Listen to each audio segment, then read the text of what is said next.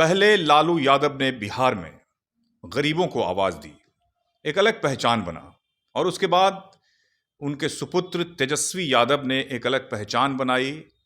और जब उन्हें वक्त मिला बिहार के लिए, तो बहुत कम वक्त में उन्होंने बिहार को वो दिया जो शायद अब तक बहुत मुश्किल था लोगों के लिए।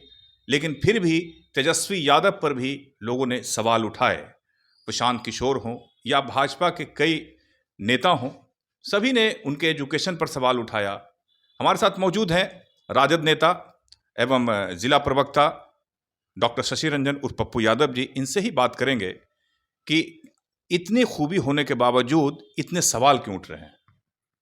सबसे पहले अभिवादन और स्वागत है आपका, और धन्यवाद भी देते हैं कि आप मुद्दों को जनहित तक पहुंचाते रहते हैं, जन जन तक पहुंचाते हैं, आप और आपके चैनल के द्वारा। आपने जो आवाज़ उठाई, जो प्रश्न उठाए आप, तो ये बात सही है कि लालू प्रसाद यादव सामाजिक बदलाव की लड़ाई लड़े थे, और सामाजिक बदलाव की लड़ाई का देन ही है कि आज बिहार में गरीबों का उत्थान हुआ है। और हक अधिकार के लिए गरीब कहीं भी जाने के लिए एकदम उनके पास योग्यता आ गया है, उनके पास निर्भीकता आ गया है। और इन बातों से कुछ लोगों को दर्द है, जो गरीबों को 70 सालों तक दबा करके लोग रखे प्रतिनिधित्व में, नौकरी में, एकाधिकार में, वो ऐसे लोगों को दर्द है। तो एक वो नकली प्रोपगंडा उड़ाते रहते हैं, नाइन्थ फेल बताते हैं कि नाइन्थ फेल संविधान लिखने वाले बाबा भीमराव अंबेडकर हैं, और जिनको नॉलेज ऑफ वर्ल्ड कहा जाता है। जब नॉलेज ऑफ वर्ल्ड संविधान लिखे और उनका जो अनुभव था, तो उसमें वो योग्यता को भी जोड़ देते, क्वालिफिकेशन को भी जोड़ देते कि चुनाव लड़ने वाला ये योग्यता इनके पास होना चाहिए, मुख्यमंत्री बनने के लिए ये योग्यता होना चाहिए। तो जब उतने बड़े विद्वान आदमी का संविधान लिखा हुआ में क्वालिफिकेशन की चर्चा नहीं है, तो ये छुटभइये लोग जिनके पास कोई मुद्दा नहीं है, अपने आप को स्थापित करने के लिए उनके पास कोई एजेंडा नहीं है। प्रशांत किशोर को आप छुटभैया कहते हैं। बता रहे हैं कि कोई भी एस्टेब्लिशमेंट होने के लिए उसका एक बेसिक ग्राउंड होना चाहिए।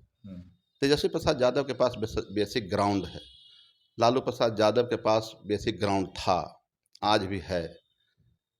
किसी को अपने आप को स्थापित करने के लिए किसी को नेगेटिव बात बोलना, उसको आलोचना करना कि जिससे हम ये बात बोलें तो हम पॉपुलर हों, और अपनी उपलब्धि तो बताएं कि उनका बैक क्या रहा है, राजनीति में उन्होंने क्या किया है, गरीबों के लिए क्या किए हैं, कहाँ संघर्ष किए हैं, किस मुद्दे पे वो लड़ाई लड़े हैं। बहुत सारे समस्या मानते हैं आप नीतीश कुमार ने विकास किया है बिहार का, तो नीतीश कुमार और तेजस्वी यादव में क्या अंतर आप समझते हैं? ये भी 17 महीना इनको भी वक्त मिला, इन्होंने भी वो कुछ किया, और नीतीश कुमार ने भी विकास पुरुष के रूप में अपने व्यक्तित्व को बनाया है। तो क्या अंतर दोनों में आप मानते? क्या तेजस्वी यादव नीतीश कुमार से बेहतर सीएम बनेंगे? देखिए, पहले हम पूर्व में आपको ले चलते हैं कुछ बातों को लेकर के। लालू प्रसाद यादव जब सामाजिक बदलाव के तहत लड़ाई लड़े, मुख्यमंत्री रहे, रेल मंत्री रहे। नीतीश कुमार से भी तुलना कर लेते हैं उस समय के दौर का भी, कि नीतीश कुमार भी रेल मंत्री रहे, लालू प्रसाद यादव भी रेल मंत्री रहे। बजट में जो आंकड़ा है उसको बदला नहीं जा सकता है। तो लालू प्रसाद यादव जब रेल मंत्री रहे, तो बजट बिहार का रेल में श्री नीतीश कुमार जी के बजट से तिगुना ज़्यादा रहा। लेकिन उतना ज़्यादा रहने के बाद भी गरीबों को उच्च क्लास में, उच्च श्रेणी में यात्रा करने के लिए गरीब राह चलाए, और हिंदुस्तान ही नहीं दुनिया के पहले रेल मंत्री साबित हुए जिन्होंने भाड़ा घटाया। उसके बाद भी उनको नकारात्मक पेश किया गया मीडिया के द्वारा, क्योंकि एक मीडिया में भी उसी तरह एनडीए के लोग करते थे, एनडीए के लोग भी बोलते थे, उस तरह के लोग ही बोलते थे, एनडीए के लोग भी बोलते थे। तो उस एनडीए के लोग में उस तरह के लोग बैठे हुए थे, उस मानसिकता के लोग बैठे हुए थे कि गरीबों को फायदा ना हो।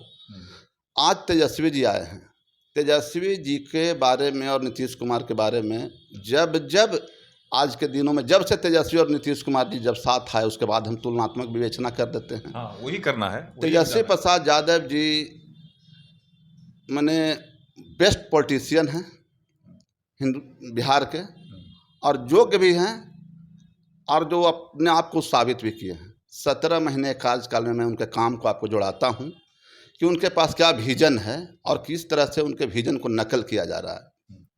सबसे पहले वो बोलते थे कि हम नौकरी देंगे। जिस जैसे ही गठबंधन में आए उन्होंने लगभग 4 से 5 लाख लोगों को नौकरी दिए। उसके बाद वो तो कहते हैं कि सीएम हम थे तो नौकरी हम देंगे। तो पहले भी तो सीएम थे, साथ आने के बाद ही क्यों? विजन नहीं था उनके पास।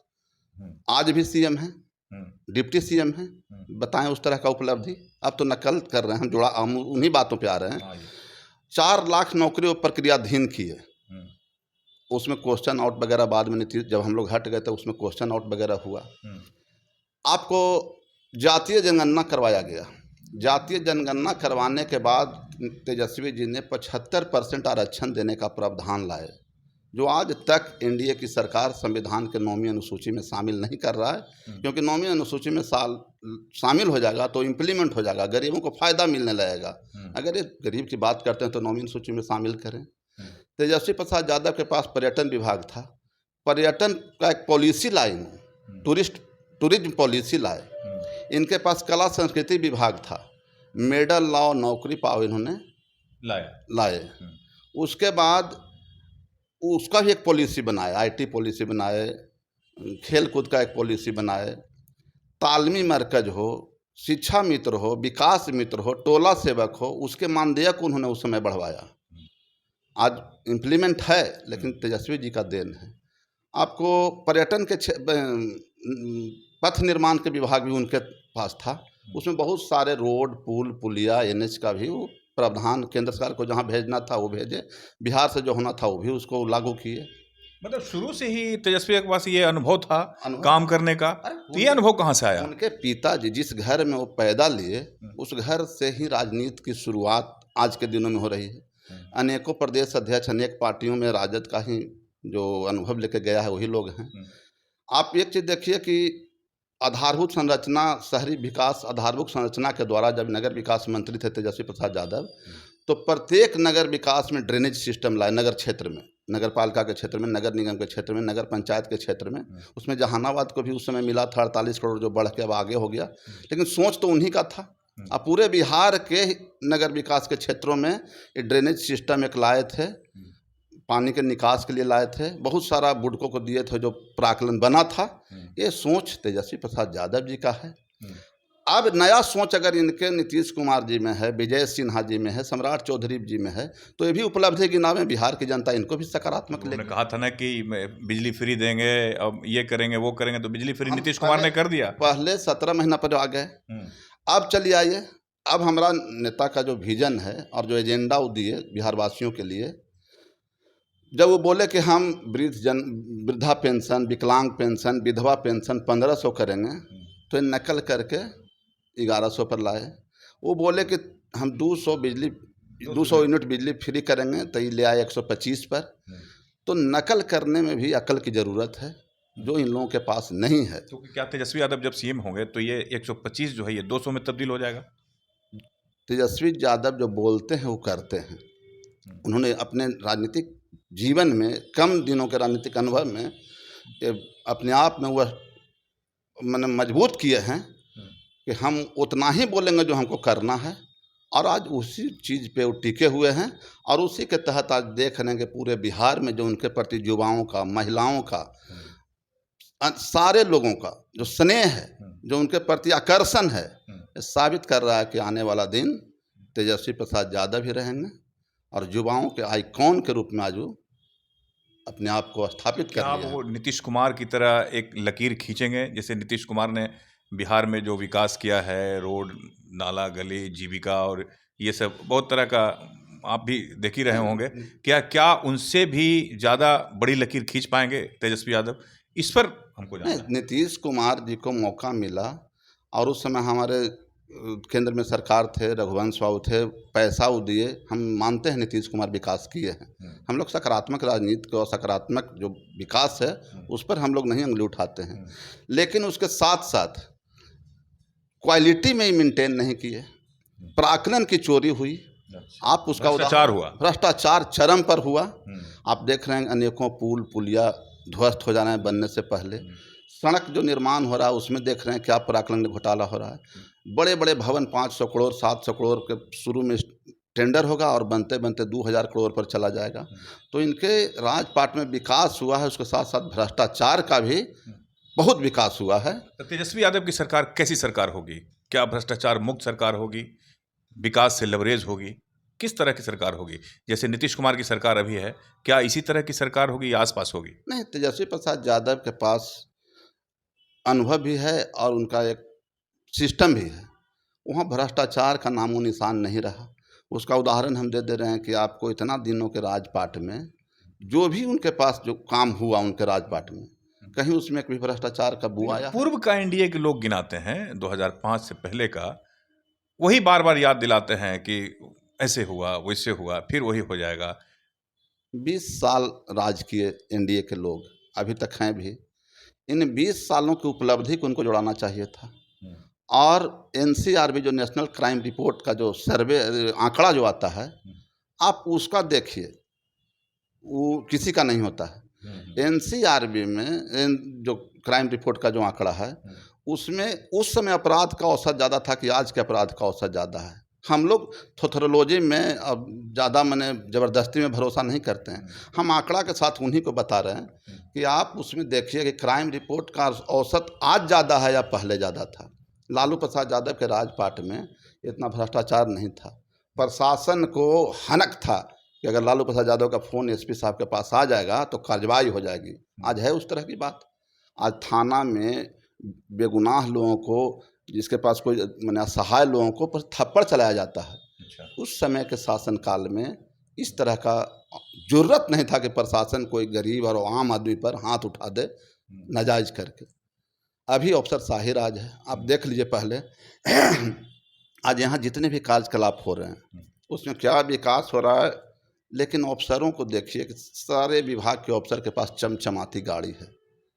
तो ये क्या तेजस्वी ठीक कर देंगे जब वो सीएम बनेंगे? तो क्या ये सब कुछ ठीक होगा? ये जो कमी दिखाई दे रही है जो आप बोल रहे हैं, इन्हीं बातों को लेकर के हम आ रहे हैं चुनाव में, और इस सारे चीज़ में सुधार होगा, ईमानदारी होगा, न्याय के साथ विकास होगा और लोगों को अपना अधिकार लेने का खुली आज़ादी रहेगा कि आप संवैधानिक आधार ले सकते हैं।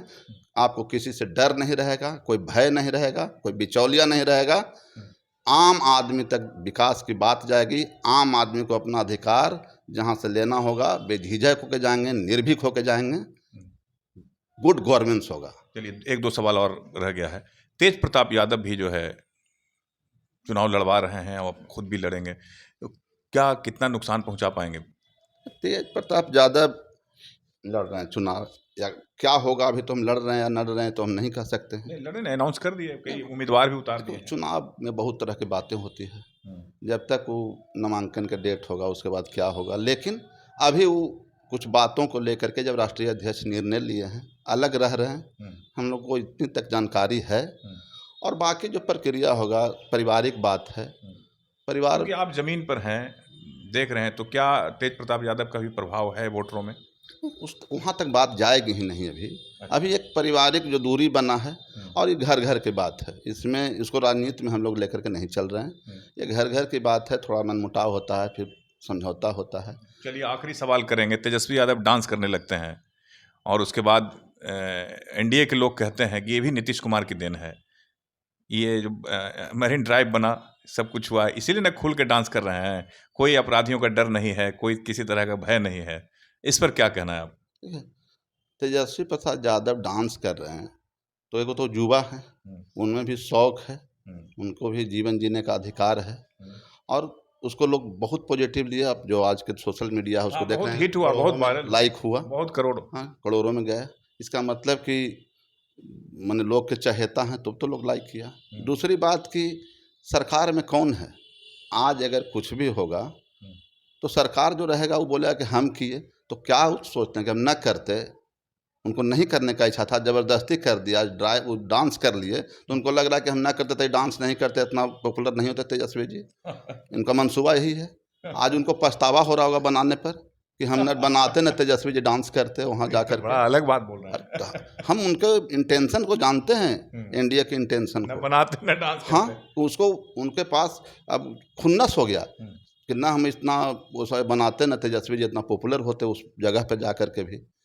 बनाने वाला का ही नाम नहीं है, और तेजस्वी जी का चरण उस धरती पर गया, और जिस तरह से वो मेरिन ड्राइव की पॉपुलैरिटी बढ़ा, पूरा देश दुनिया जान अब गया। हर कोई वहां जाके डांस कर रहा है, वहां पे रील बना रहा वो है। विजन, एजेंडा, सोच, सारा चीज तेजस्वी जी के पास है, और तेजस्वी से ही बिहार का कल्याण हो सकता है, युवाओं का, माताओं का, बहनों का, और गरीब गुरबों को। और ये भी नहीं कि सिर्फ जो यहाँ के वासी हैं, जिस तरह के उनका अधिकार जो होगा कानूनन दृष्टिकोण से, सभी क्षेत्रों में ईमानदारी पूर्वक निर्वहन होगा।